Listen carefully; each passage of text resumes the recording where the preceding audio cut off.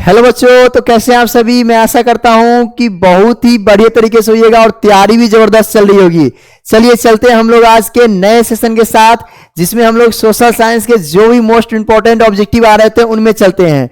चलिए आज का सेशन जो रहेगा वो अर्थशास्त्र यानी इकोनॉमिक्स से जितने भी महत्वपूर्ण क्वेश्चन आ रहे हैं उन पर आज चर्चाएं होंगी। चलिए चलते हम लोग आज बिना समय गंवाए आज का सेशन स्टार्ट करते हैं पहले क्वेश्चन के साथ। चलिए क्वेश्चन है, उपभोक्ता अधिकार दिवस कब मनाया जाता है। बता दें आपको, उपभोक्ता अधिकार दिवस जो मनाया जाता है वो 15 मार्च को, कितने तारीख को मनाया जाता है, तो 15 मार्च को मनाया जाता है उपभोक्ता अधिकार दिवस। क्लियर है ना। उपभोक्ता अधिकार दिवस कब मनाया जाता है, तो 15 मार्च को। अगला क्वेश्चन, भारत में उपभोक्ता संरक्षण कानून कब पारित हुआ। तो भारत में उपभोक्ता संरक्षण कानून जो है 1986 ईस्वी को लागू हुआ। कितने ईस्वी में, 1986 ईस्वी में लागू हुआ था। चलिए अगला क्वेश्चन है कि WTO यानी विश्व व्यापार संगठन यानी वर्ल्ड ट्रेड ऑर्गेनाइजेशन की स्थापना किस वर्ष की गई थी। तो बता दें आपको कि वर्ल्ड ट्रेड ऑर्गेनाइजेशन की स्थापना जो है सबसे पहले 1995 ईस्वी में किया गया था। कब किया गया था, 1995 ईस्वी में किया गया था। चलिए अगला क्वेश्चन है कि नई आर्थिक नीति में किसे सम्मिलित किया गया। नई आर्थिक नीति बता दें आपको, नई आर्थिक नीति में उदारीकरण, निजीकरण और वैश्वीकरण तीनों को सम्मिलित किया गया है। किन्हें किन्हें, तो निजीकरण में, व्यापार वैश्वीकरण में और आपको उदारीकरण तीनों को शामिल किया गया नई आर्थिक नीति, यानी नेप कहते हैं इसे। क्या कहते हैं, नेप भी कहते हैं, है ना। चलिए, और इसे हम लोग LPG कहते हैं, याद रखिएगा, LPG कहते हैं, है ना। चलिए अगला क्वेश्चन है आज का कि विश्व व्यापार संगठन का मुख्यालय कहाँ है। तो विश्व व्यापार संगठन का मुख्यालय जो है जेनेवा है। कहाँ है, तो विश्व व्यापार संगठन का मुख्यालय ना जेनेवा है। क्लियर यहां तक। चलिए आज के नेक्स्ट क्वेश्चन के साथ अगला कह रहा, भारत में सकल घरेलू उत्पाद में किस क्षेत्र में सर्वाधिक योगदान है। तो सबसे ज्यादा योगदान जो है ना सेवा क्षेत्र का है, जिसे हम लोग तृतीयक क्षेत्र भी कहते हैं। कौन सा क्षेत्र कहते हैं, तृतीयक क्षेत्र भी से हम लोग कहते हैं सेवा क्षेत्र को, याद रखिएगा। चलिए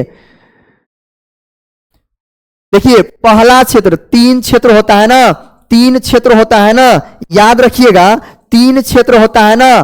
तो पहला क्षेत्र होता है आपको, पहला फर्स्ट क्षेत्र कृषि कहा जाता है, दूसरा आपका औद्योगिक और तृतीय आपका सेवा क्षेत्र कहलाता है। चलिए अगला क्वेश्चन है, भारत में सेवा क्षेत्र को समानतः कितने भागों में बांटा गया है। तो बता दें आपको, भारत में सेवा क्षेत्र को 2 भागों में बांटा गया है, एक सरकारी और एक गैर सरकारी। चलिए अगला क्वेश्चन है आपके सामने कि जवाहर रोजगार योजना कब शुरुआत किया गया। तो जवाहर रोजगार योजना 1989 ईस्वी में प्रारंभ किया। कब किया गया, तो 1989 ईस्वी में प्रारंभ किया गया। अगला क्वेश्चन है, नरेगा के अंतर्गत ग्रामीण मजदूरों को साल में कम से कम कितने दिनों के लिए रोजगार देने की व्यवस्था है। तो बता दे रोजगार जो है 100 दिनों के देने की व्यवस्था की गई है। किसके अंतर्गत, तो नरेगा के अंतर्गत। चलिए अगला क्वेश्चन है, मानवीय पूंजी का निर्माण का मुख्यतः घटक क्या है। तो मानवीय पूंजी के निर्माण का घटक न स्वास्थ्य भी है, आवास भी है, शिक्षा प्रशिक्षण दोनों है, यानी इनमें से सभी हो जाएगा। सभी आपको मानवीय पूंजी का निर्माण का श्रेय दिया जाता है। अगला क्वेश्चन है, नरेगा, नरेगा कार्यक्रम का नाम के साथ किस व्यक्ति का नाम जुड़ा हुआ है। तो बता दें आपको, नरेगा का नाम जो है ना महात्मा गांधी जुड़ा हुआ है। क्या जुड़ा हुआ है, महात्मा गांधी जी का नाम जुड़ा हुआ है नरेगा के साथ। चलिए आज के नेक्स्ट क्वेश्चन के साथ, क्षेत्रीय ग्रामीण बैंक की स्थापना कब हुई। बता दें आपको कि क्षेत्रीय ग्रामीण बैंक की स्थापना जो है ना आपको 1975 ईस्वी में किया गया था। कब किया गया था, तो 1975 ईस्वी में किया गया था। अगला क्वेश्चन, बिहार में पहला क्षेत्रीय ग्रामीण बैंक की स्थापना कब किया गया। तो पहला ग्रामीण क्षेत्र बैंक की स्थापना 1976 में किया गया था। कब किया गया था, 1976 में किया गया था। अगला क्वेश्चन, ग्रामीण बैंक के संस्थापक कौन है। तो बता दें ग्रामीण बैंक के संस्थापक प्रोफेसर मोहम्मद यूनुस जी हैं। कौन है, प्रोफेसर मोहम्मद यूनुस जी हैं। अगला क्वेश्चन है कि सहकारिता साख समिति कानून कब बना। तो बता दें आपको, सहकारिता साख समिति जो है 1904 ईस्वी में बनाया गया था। कितने ईस्वी में, 1904 ईस्वी में सहकारिता साख समिति जो है बनाया गया था। अगला क्वेश्चन कह रहा है कि राज्य वित्त आयोग का गठन किया जाता है? तो बता दे, राज्य वित्त आयोग का गठन जो है ना पंचायतों की वित्तीय स्थिति को पुनरावलोकन करने में किया जाता है। किसके लिए किया जाता है? तो पंचायतों की वित्तीय स्थिति को ना पुनरावलोकन में करने में किया जाता है। अगला क्वेश्चन है कि भारत में सहकारिता आंदोलन कब प्रारंभ किया जाए? तो प्रारंभ किया गया, तो बता दें आपको 1904 ईस्वी में ना सहकारिता आंदोलन की शुरुआत जो है किया गया 1904 में। अगला क्वेश्चन है कि शेयर बाजार का नियामक संस्था है, शेयर बाजार का बता दे कि नियामक संस्था जो है ना वो SEBI है। क्या है वो? SEBI है। क्या है वो? SEBI है, जो शेयर बाजार का नियामक संस्था के नाम से जाना जाता है। अगला क्वेश्चन है कि भारत में कितने राष्ट्रीयकृत बैंक है? तो बता दें आपको भारत में ना 14 राष्ट्रीयकृत बैंक है। कितने हैं? तो 14 गो राष्ट्रीयकृत बैंक की संख्या है भारत में। अगला क्वेश्चन है करा वाणिज्य बैंकों का राष्ट्रीयकरण कब हुआ था? तो बता दें वाणिज्य बैंक का राष्ट्रीयकरण जो है 1969 ईस्वी में हुआ था। कब हुआ था? 1969 ईस्वी में हुआ था। सभी क्वेश्चन इंपॉर्टेंट है, जरूर आप या तो आप स्क्रीनशॉट ले लीजिए और या नहीं तो आप इसे कॉपी में उतार लीजिए। आने वाले प्रश्न है, बहुत ही इंपॉर्टेंट क्वेश्चन बता रहे हैं अभी, है ना, लगातार कंटिन्यू। चलिए अगला है भारत में केंद्रीय बैंक कौन है? तो भारत का केंद्रीय bank reserve bank of India यानी RBI को कहा जाता है। याद रखिए, किसको आता है? RBI को कहा जाता है ना। अगला है रिजर्व बैंक ऑफ इंडिया की स्थापना कब हुआ था? तो रिजर्व बैंक ऑफ इंडिया की स्थापना 1935 ईस्वी में किया गया था। कब किया गया था? 1935 ईस्वी में किया गया था। अगला क्वेश्चन है प्रधानमंत्री नरेंद्र मोदी ने विमुद्रीकरण की घोषणा कब की? तो बता दें आपको विमुद्रीकरण की घोषणा जो है 8 नवंबर 2016 ईस्वी को प्रधानमंत्री नरेंद्र मोदी ने विमुद्रीकरण की घोषणा जो है की है। चलिए अगला है रूस की मुद्रा क्या है? तो रूस का जो है मुद्रा रूबल है। उसी प्रकार से यदि अमेरिका का पूछ दिया जाए तो अमेरिका का डॉलर है। यदि भारत का पूछ दिया जाए तो भारत का रुपया है। और यदि आपको बांग्लादेश का पूछ दिया जाए बांग्लादेश का तो बांग्लादेश का टका है ना। चलिए चलते हैं हम लोग अगला क्वेश्चन। निम्न में से कौन साख मुद्रा का उदाहरण है? तो बैंक ड्राफ्ट जो है ना साख मुद्रा का उदाहरण। याद रखिएगा क्या होगा? बैंक ड्राफ्ट हो जाएगा। अगला क्वेश्चन है इनमें से कौन सा मुद्रा का एक आधुनिक रूप नहीं है? तो बता दे मुद्रा है, ड्राफ्ट है, लेकिन जमा जो है ना मुद्रा का आधुनिक रूप नहीं है। चलिए अगला क्वेश्चन है निम्न में से किस विधि के अंतर्गत उत्पादित अंतिम वस्तुओं का मूल्य कर जोड़कर राष्ट्रीय आय की गणना की जाती है? तो राष्ट्रीय आय की गणना जो है ना आपको मूल्य योग विधि द्वारा किया जाता है। किस विधि द्वारा?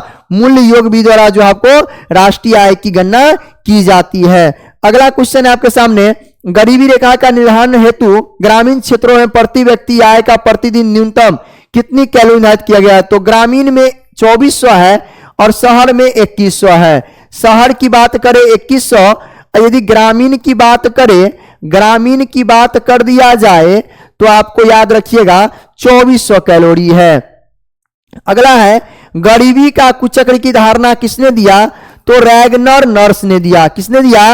रैगनर नर्स ने दिया गरीबी कुचक्र की भावना। अगला है केंद्रीय सांख्यिकीय संगठन की स्थापना कब हुई थी?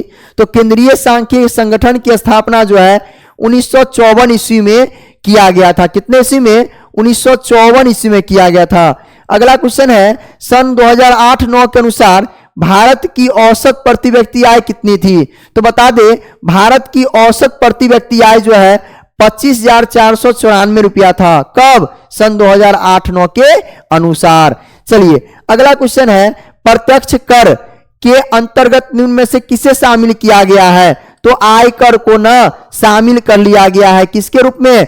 प्रत्यक्ष कर के रूप में किया गया है। अगला क्वेश्चन है भारत का वित्तीय वर्ष कब से कब तक होता है?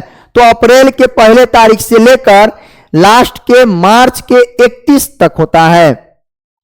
अगला क्वेश्चन है कि भारत की राष्ट्रीय आय की सर्वप्रथम अनुमान किसने लगाया? तो बता दें आपको भारत में राष्ट्रीय आय का अनुमान जो है ना सबसे पहले दादा भाई नौरोजी ने लगाया था। किसने लगाया था? दादा भाई नौरोजी ने लगाया था। अगला क्वेश्चन है भारत में योजना आयोग का गठन कब हुआ?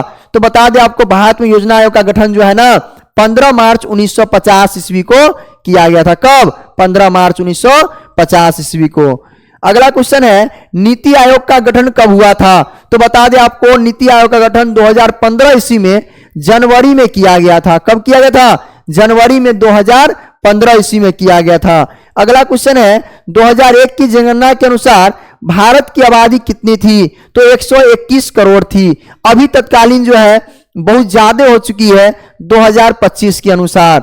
चलिए अगला क्वेश्चन चलते हैं, निम्न में से कौन सा देश मिश्रित अर्थव्यवस्था है? तो बता दे मिश्रित अर्थव्यवस्था जो है वह भारत है। कौन सा देश है? भारत है। अगला क्वेश्चन है भारत का नीति आयोग की स्थापना कब हुई? तो भारत में नीति आयोग की स्थापना जो है 1 जनवरी 2015 ईस्वी को किया गया था। इससे पहले क्वेश्चन में जनवरी 2015 था और इसमें डेट के साथ है। कब? तो 1 जनवरी 2015 ईस्वी को। चलिए अगला क्वेश्चन है देश में कितने विशेष आर्थिक क्षेत्र विकसित हैं?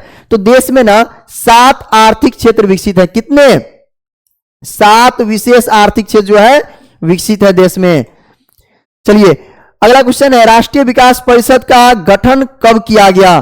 तो बता दें आपको राष्ट्रीय विकास परिषद का गठन जो है ना 1952 ईस्वी में किया गया था। कब किया गया था? 1952 ईस्वी में किया गया था। अगला क्वेश्चन है योजना आयोग को भंग कर कौन सा आयोग बनाया गया? तो नीति आयोग बनाया गया। यानी योजना आयोग को तोड़ करके कौन सा आयोग बना? नीति आयोग बना। अगला क्वेश्चन है निम्नलिखित में से कौन बीमारू राज्य है? तो बता दें आपको बिहार जो है ना बीमारू राज्य के नाम से जाना जाता है बिहार को, है ना। चलिए अगला क्वेश्चन है भारत की आर्थिक व्यवस्था कैसी है? तो भारत में आर्थिक व्यवस्था जो है ना मिश्रित अर्थव्यवस्था कहते हैं। क्या कहते हैं? मिश्रित अर्थव्यवस्था कहते हैं। अगला क्वेश्चन है आपके सामने कि भारत में योजना आयोग का गठन कब किया गया? तो बता दें आपको भारत में योजना आयोग का गठन जो है हुआ 15 मार्च 1950 ईस्वी में किया गया। कब किया गया? 15 मार्च 1950 ईस्वी में किया गया। इसी के साथ ही हमारा सेशन यहां तक एंड हुआ। बता दें आपको कि अब हम लोग नए सेशन की ओर मिलेंगे और नए वीडियो की ओर। तब तक के लिए इजाजत दिए, धन्यवाद। जरूर जुनून जगाइए और पढ़ते रहिए और मिलते हैं आप लोग से हम लोग नेक्स्ट क्लास में। इसी के साथ जो भी चैनल पे नए आए हैं सब्सक्राइब कर लीजिए और जो भी चैनल पे आए हैं नए तो जरूर शेयर कर दीजिए अपने दोस्तों के पास ताकि उन्हें भी कुछ फायदा मिल सके। धन्यवाद। मिलते